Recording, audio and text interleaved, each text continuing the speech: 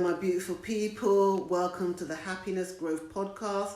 And today it's Riri Okoye talking to you about It's Good to Talk.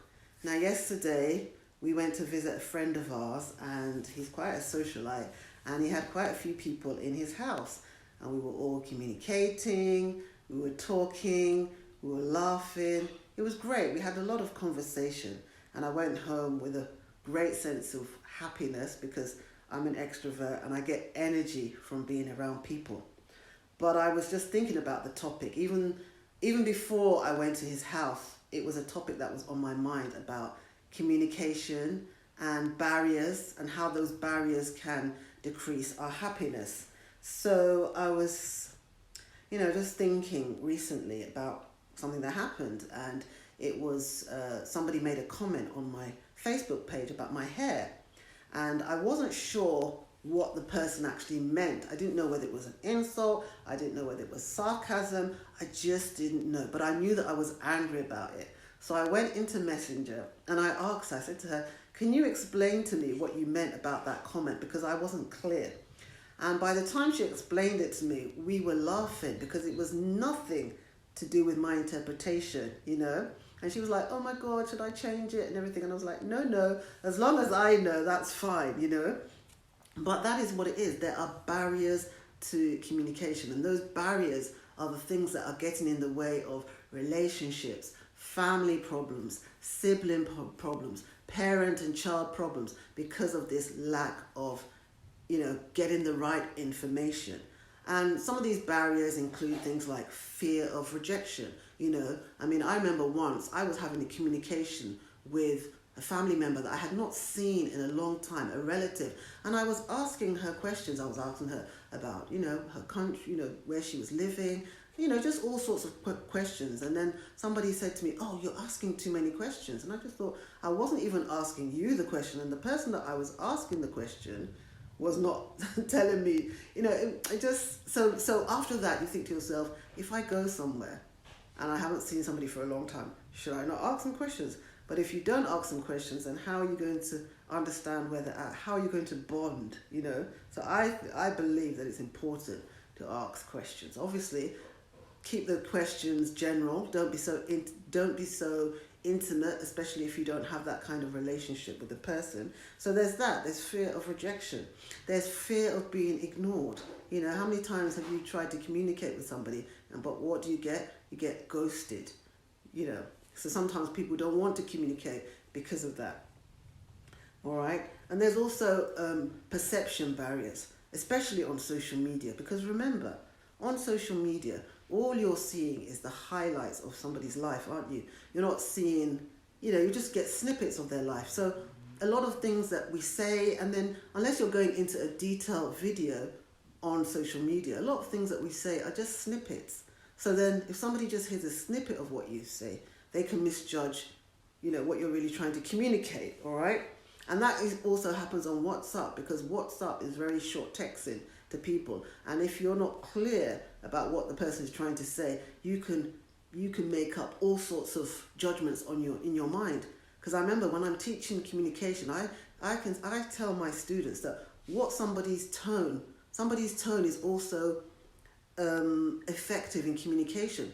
But if you're writing it on a text, I could say, Rita, put that video away, okay? I could say, Rita, put that video away. But I could say, Rita, put that video away. So the tone, what I'm saying is the same thing, but the way it comes out is different. So can you imagine on WhatsApp or wherever you're texting, where there's no tone, but you're just seeing a text, and can you imagine how that can just create barriers? It really does. It's happened to me. It's happened to a lot of people, where what you interpret just because you're seeing a text is not really what the person is trying to say. Okay, and I also remember another time too when somebody put up a status, right? And I thought that person, because I just had a conversation recently with that person, and I thought that status was about me. So I rang up the person and I said, what's going on? Because we laughed over our matter. So why is this up? And she was like, it had nothing to do with you, But if I hadn't done that, I could have had all these judgments towards her, like, why is she putting that on social media and all of that and everything. But we cleared it up because I rang her and I said, I wasn't clear about this. So, but a lot of the times people don't. People will not ring you. People will not communicate with you. They will make all their judgments, and their judgments are so wrong. So what does that do? It breaks down relationships. It makes some people stop talking to you, and all of that just because the communication has not been properly being understood. And another barrier to communication, as you probably all know, is lack of listening, or just listening, half listening to what people are saying. So if you don't listen properly to what people are saying, you're going to get, again, a completely different story. So it's not just a case of talking, it's really a case too of listening too. So what do you think? What has been your issues in terms of communicating? Do you think that, what other barriers have you come across? It may not just be social media, it may be other things. But what I feel that in terms of communication, what's important is that you have face-to-face, because when you have face-to-face, you don't only have tone, but you have body language, and you can see exactly how the person is expressing themselves. And you can also clarify, because a lot of the times, especially nowadays, like with social media and with WhatsApp, sometimes there's not that clarity, or people are not saying, I didn't really understand what you were saying. Can you repeat that? Or can you say that? Or can you explain it to me? People don't do that. A lot of the times people hear one way without probing, and they don't get all of the story. I remember years ago, I used to work for a company called British Market Research Society, and we used to do a lot of calls. And one of the things we were taught to do was to probe and probe and probe. And I used to think to myself at the time, why do they keep asking me to probe?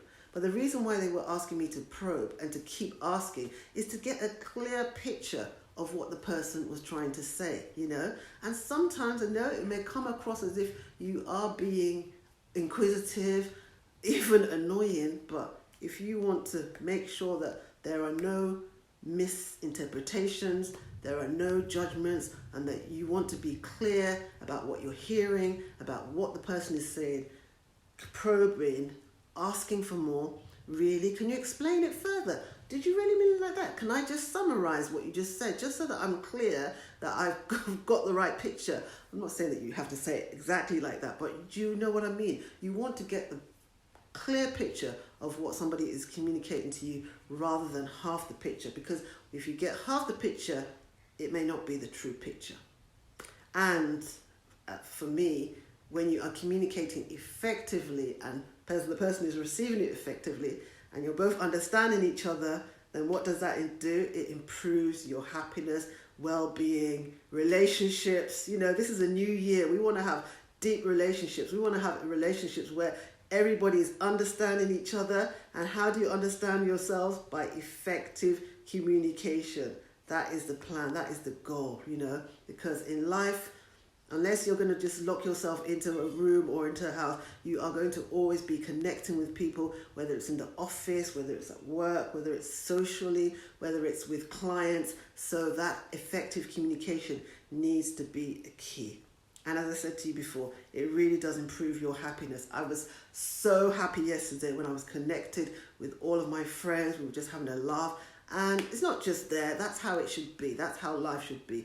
You just don't want to go through your life with that burden of, I'm not speaking to this person because they said this, or I'm not speaking to that person because they said this. And meanwhile, that person didn't even say what you think that they said, So it's really good to talk and to be understood, okay?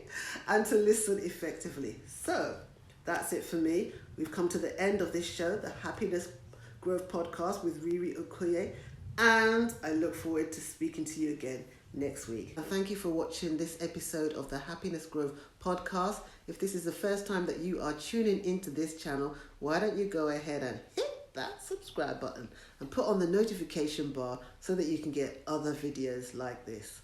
Once again, thank you for tuning in and have a great day. Bye.